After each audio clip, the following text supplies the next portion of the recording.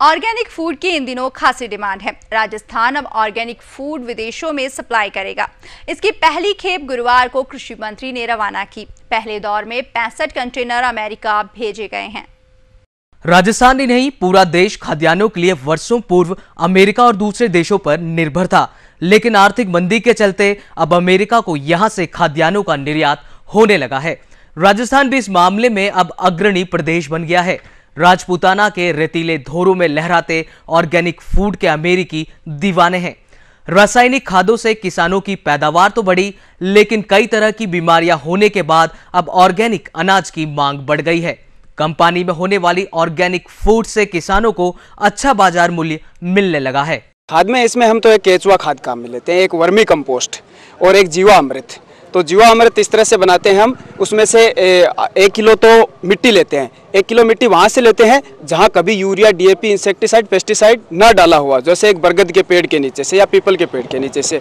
और फिर उसमें 1 किलो है वो बेसन लेते हैं, बेसन का आटा, तो बेसन और 1 किलो गुड़, और फिर 10 लीटर उसमें गाय का गोमूत्र, और उनको इकट्ठा करके और 4-5 रोज तक एक ड्रम में हिलाते हैं। तो उसमें जो हमारे जो भूमि के जो जीवाश्म है वो इतनी सारी 2 से 4, 4 से 8, 8 से 16 इस तरह से गुणात्मक वृद्धि होती है। और वो गुणात्मक वृद्धि होने से फिर उसको खेत में स्प्रे करते हैं, और स्प्रे करके और फिर पानी डाल देते हैं। तो उससे जो भूमि की जो उर्वरा शक्ति है वो बहुत ज़्यादा बढ़ जाती है। आजकल कई शहरों में जाते तो वहाँ ऑर्गेनिक खेती की समझदार लोग है वो लेते हैं, डिमांड है उनकी। कई बीमारियाँ हो गई तो इस कारण से उनको डॉक्टर सलाह देते हैं कि आप ऑर्गेनिक तरीके से बनाए हुए अनाज का ही सेवन करें। क्या क्या पैदावार कर रहे हैं आप?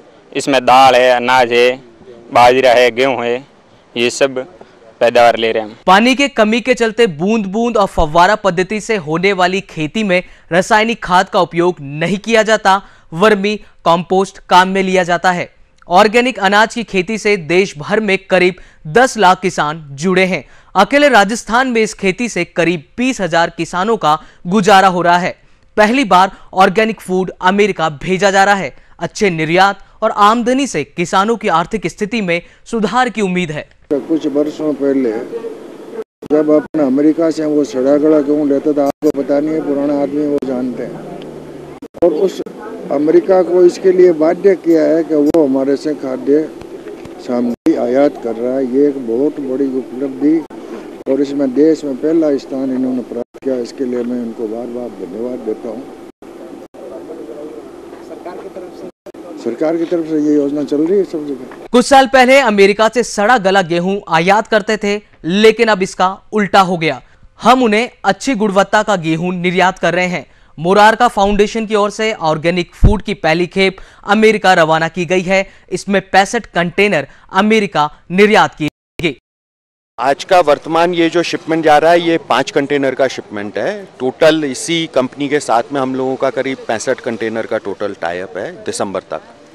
उसके बाद में हम लोग कंज्यूमर पैक में उनको प्रोडक्ट्स देंगे। क्या क्या भेज रहे हैं आप लोग?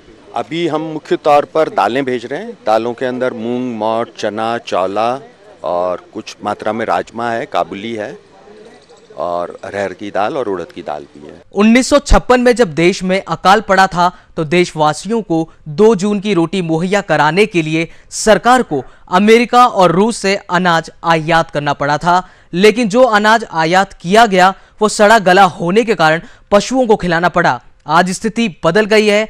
हमारा देश हर साल विकसित देशों को खाद्य वस्तुओं का निर्यात कर उनका पेट पाल रहा है। Jaswant Singh, BTV news, Jaipur.